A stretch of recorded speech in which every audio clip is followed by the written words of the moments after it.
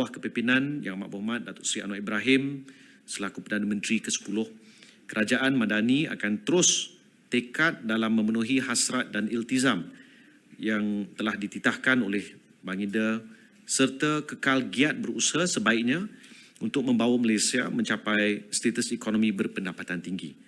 Ini juga merupakan hasrat jutaan rakyat yang ingin terus melihat kestabilan negara bagi mencetuskan kemakmuran, peluang dan masa depan yang lebih baik untuk semua. Ini telah disampaikan oleh Yang Amat Berhormat Perdana Menteri kepada Kabinet untuk makluman bersama. Dalam mesyuarat Jemaah Menteri pada hari ini juga telah dibincangkan beberapa perkara, antara lain mengenai pembentukan zon ekonomi khas Johor Singapura.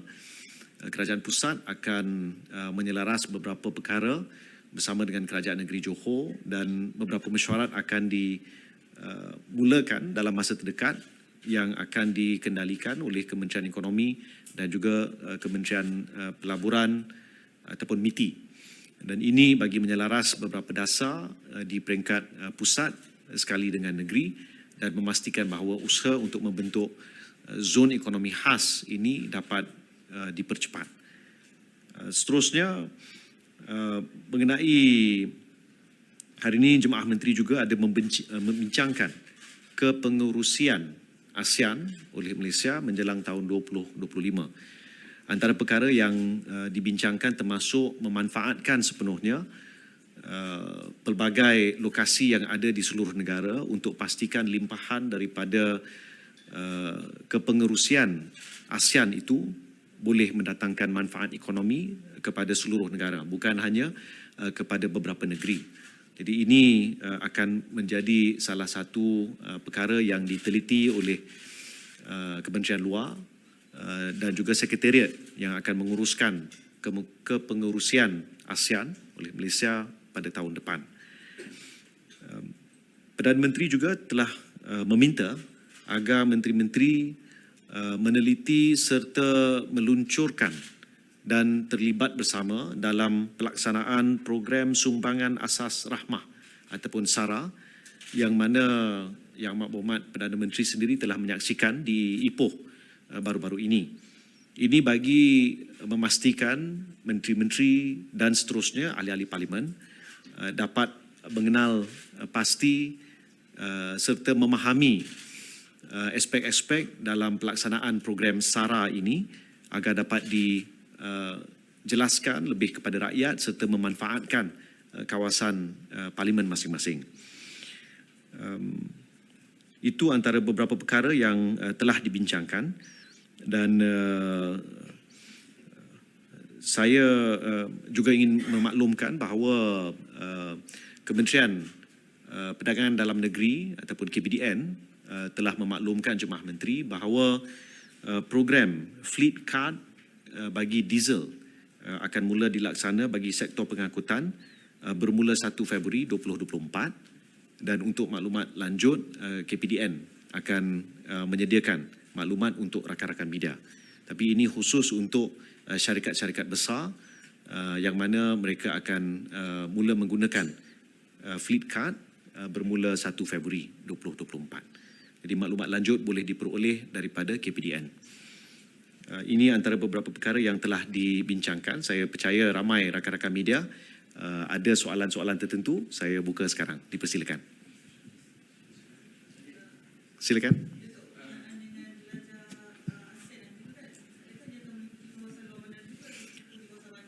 Dia akan, Perdana Menteri telah meminta supaya diteliti agar bukan kawasan bandar sahaja yang mendapat manfaat, tapi secara khusus dia bergantung kepada program-program yang akan diadakan dan Sekretariat jawatan kuasa tersebut akan meneliti dan akan memastikan sebanyak mungkin setiap negeri akan dapat terlibat dalam program sepanjang kepengurusian ASEAN oleh Malaysia pada tahun depan. Jadi kita tidak membezakan antara kawasan bandar dan luar bandar, tapi dia akan memanfaatkan program-program yang akan dilaksana, tapi kita akan bersikap adil untuk pastikan limpahan ekonomi itu dapat dirasai di semua negeri, insya-Allah. Kalau saya boleh, seperkara lagi yang menjadi yang ditekankan oleh Yang Berhormat Perdana Menteri ialah bagi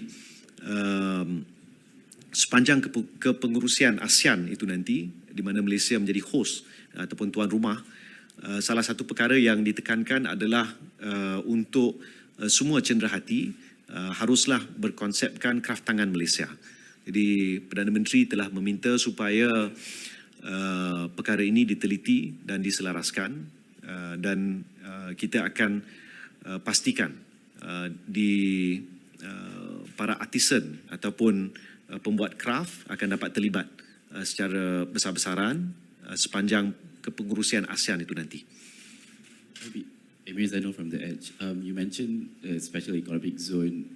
Can you elaborate on whether there were decisions made during the cabinet meeting just now? No. Specifically on which area or which exact location will be covered under special economic zone? Would it be the entire state of Johor or specific location? No. There were no specific information with regards to your question that was discussed in today's cabinet meeting. It was more as a to set the policy that it will be organized and coordinated by the federal ministries. So the first meeting would probably be taking place sometime very soon. Can I have a second question? Yes, please. On former Prime Minister Najib Sepadan. So far, it has only been rumours, and there haven't been any official statement from the Pardans Board and also from the government.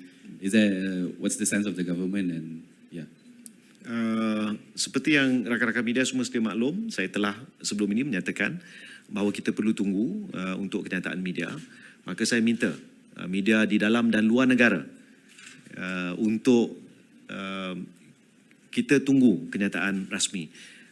Malangnya saya telah bertemu dengan wartawan daripada Channel News Asia. Bukan saya yang menjadi sumber yang kononnya menyampaikan maklumat itu, tapi saya minta bantuan kepada semua rakan-rakan media. Let's not jump the gun. Let us wait for an official statement to be made and follow that due process. Kalau tak, nanti menimbulkan pelbagai reaksi, dan bagi saya kita perlu menonjolkan profesionalisme dalam membuat pelaporan. Has decision already been made, or? I cannot comment on that. That is something for the Lembaga Pengampunan. Thank you, Amy. Baik. Microphone. Sorry. Manila is calling. Search thousands of amazing hotels. Book discounted hotels, flights, and activities. Plan your trip with. But YB, you mentioned CNA as well. So CNA has actually published a report today quoting senior government sources saying that Datuk Sri Najib's sentence was reduced to 6 years, right? So the release date has been brought forward to August 2028. So when exactly is the government going to be issuing a statement? Because or any agencies be issuing the statement? Because Wait for a statement. Wait for a statement. Wait for the statement. And Yes. you mentioned that we should not jump the gun. Don't jump the gun. May I point out as well that MACC, that SPRM, has been also issuing source statements. So will you be reprimanding MACC as well? That's a separate matter. Thank you. Next question. Is there a specific date when the statement will be issued by the Pardans Board at least? We hope soon. That's all I can say. Soon? We'll have to wait. This month? This week? You and I both have to wait.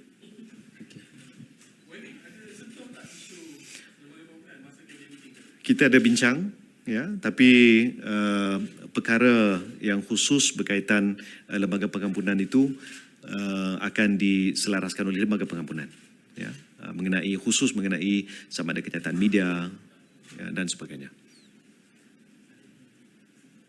YB, Wan Sairul daripada TV3. Jadi YB, kalau kita hari ini Mufti Pulau Pinang menyarankan Kementerian Komunikasi untuk menyekat konsert luar negara, artis luar negara, seperti yang kita tahu Ed Sheeran akan datang ke Malaysia kerana didakwa penyokong tegar kepada LGBT. Jadi komen Kementerian Komunikasi bagaimana? Baik, saya ada rujuk perkara ini kepada pihak Puspal. Pertama, saya terima baik pandangan daripada Mufti Pulau Pinang mengenai perkara ini.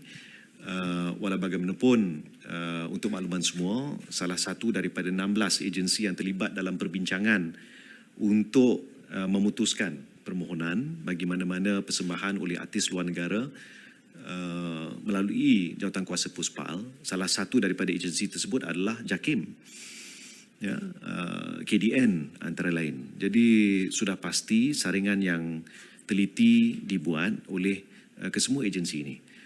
Saya pohon supaya proses yang sedia ada ini, kita ambil maklum pandangan, tapi kita ada proses juga, dan insya-Allah kita akan teliti sekiranya perlu diambil apa-apa tindakan.